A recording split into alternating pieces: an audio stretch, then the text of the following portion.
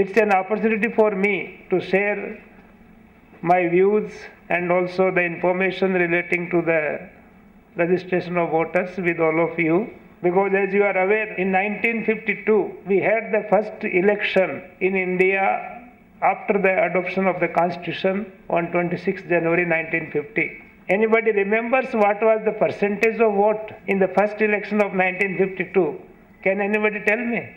In the first election of 1952, the percentage of voting was 60%. Now you please guess what was the literacy level at the time, the rate of literacy in our country when we had the first election in 1952. Only 12%. So with that much low level of literacy, the people of India participated with very high aspirations to elect their representatives to rule the country. 12% rate of literacy, 60% voting. From 1952, we traveled a long distance, and 15th Lok Sabha and also for Andhra Pradesh Assembly, we had the elections in 2009. And do you know, the Hyderabad city, which has got the highest rate of literacy in entire Andhra Pradesh, what was the percentage of voting? This is only 2009 I am talking. It is around 50%. And rate of literacy in Hyderabad was around 90% at that time. So what does it indicate? That when we became more literate, when we became more educated, when we became more enlightened, our level of participation in the democratic process, which decides our future, which decides the future of our children, which decides the future of our country, has gone down drastically. Yeah, but anyhow, since you raised this question, I will just tell my views, may be correct or may not be correct. There is urban apathy, a syndrome which is called urban apathy. What is that syndrome? Even if I go for voting, can I change the future of my family, my career, my caste, my community, my region, my city? We have become very myopic. Very myopic. You know, I will just quote you, in 1952, in the first election, the Congress party got a majority in Lok Sabha, and it also formed the government in all the states. All states. In 1957, the second elections,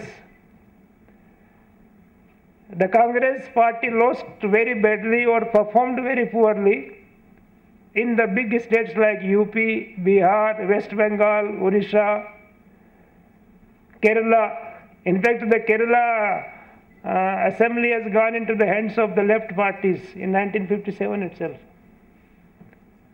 And then, at that time, the Prime Minister was Jawaharlal Nehru. So he addressed his party people. He says, it is not the question of caste, community, region or religion that we have lost, but we have not taken care of the aspirations of the people. So the forces, the social forces which are unleashed because of the democratic process in the country, if we don't take care of them, then we will be left behind and people will march ahead. Means he was expecting some sort of a revolution type of thing like which has happened in China or Russia or any other country. People will not wait for the political party, or people will not wait for the contesting candidates or the political forces, and they will take their own route. And because of that, today what is happening, all the allegations of caste, community, religion, race, this thing, that thing, etc., etc.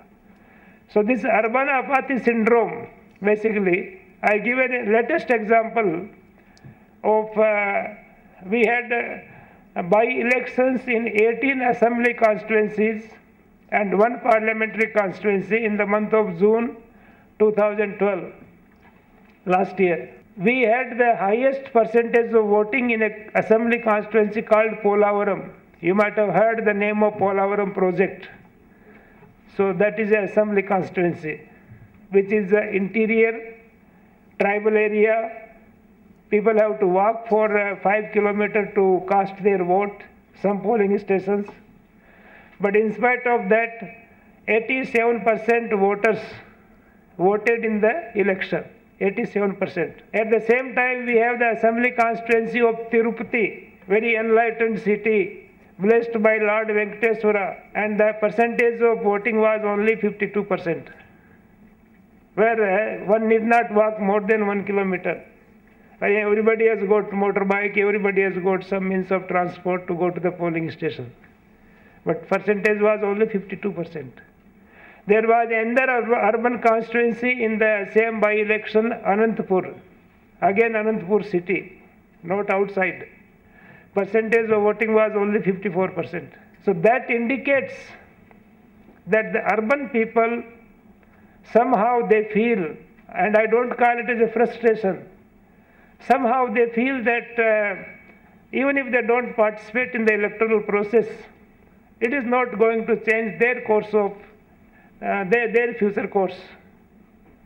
And I think that thinking is a very wrong thinking. Very, very wrong thinking.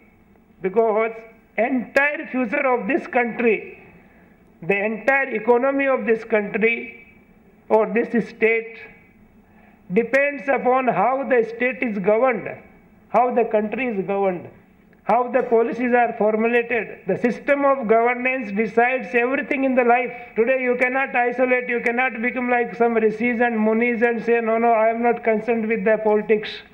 I am not concerned with the government. I am not concerned with this thing. No, that is a very wrong notion. Your every step is concerned with the government. Your every step. So you have to participate.